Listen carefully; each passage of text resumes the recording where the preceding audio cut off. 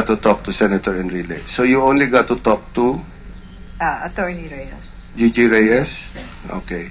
And this is also in 2004, I suppose. told her about it around the time, I believe, around 2004 or early 2005. But we did not do anything right away, as it will be here in the record of Ben-Hur, which I believe naman his records, no? Because medyo consistent naman ho siya. Okay. Dito, 2006 kami nag-umpisa. So what happened? You introduced Miss Napoles. No, I never introduced Miss Napoles at the time. Okay. So please recount how it started. At the same, also the same thing. Attorney Gigi Reyes didn't want to meet with her. Okay. So they just decided to make it pass through me. Okay. And then me to Mrs. Napoles. That was how we all started. Now, the only time that I was able to introduce Miss Napoles to Attorney Reyes was when there was a Senate hearing of Joc Volante. Oh, the fertilizer scam. I see. Scam. And I think she got summoned. Okay. Yes, she did. And she did not show up. Did that? She did not show up. And I remember she knew, I think she was going to get summoned, that she already got summoned. I was in the States at the time. She kept on bugging me to come back to help her. But I said, I can't. I mean, I just got here. So when finally I got back, I agreed to introduce her to Attorney Reyes, to Attorney Gigi. And they met. And again, they became diretso na after that. Did you ever... So that means you just introduced them, or did you deliver kickbacks also? Oh yeah, I had delivered. But before that... So prior to that, you were also a go-between. I was also go-between. Okay. When and where were these deliveries of kickbacks made? This is between 2006, it's here, no?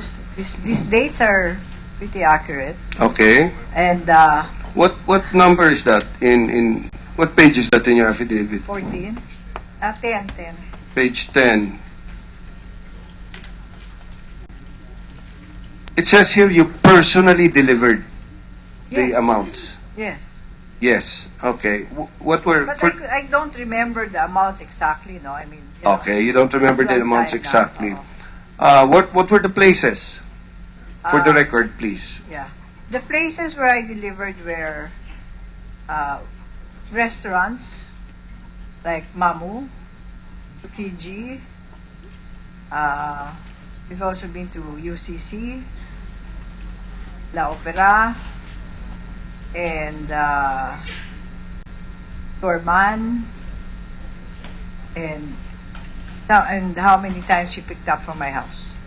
She would pick it up from my house. She would also pick it up from your house.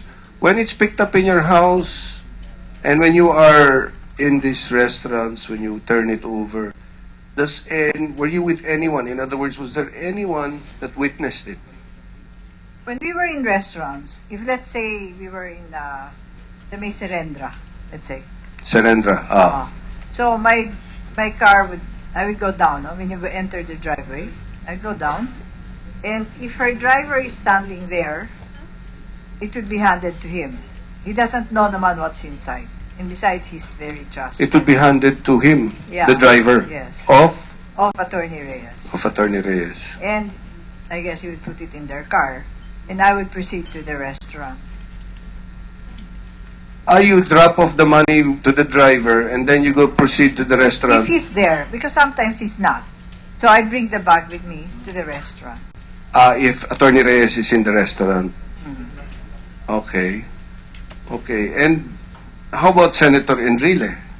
Senator Enrile never talked to me. I mean, he never talked to me about his PDAF. We never talked about kickbacks. I never handed him anything. The only time was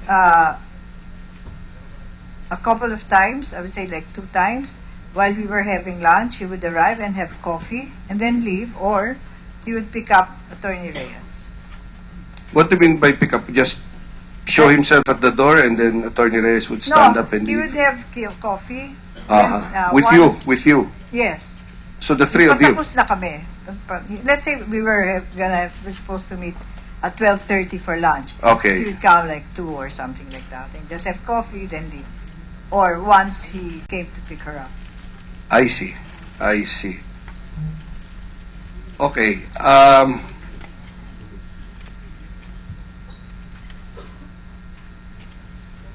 Let's move on to the Malampaya. What is your involvement, if any, and how do you... What is your involvement in the Malampaya? Please, elaborate.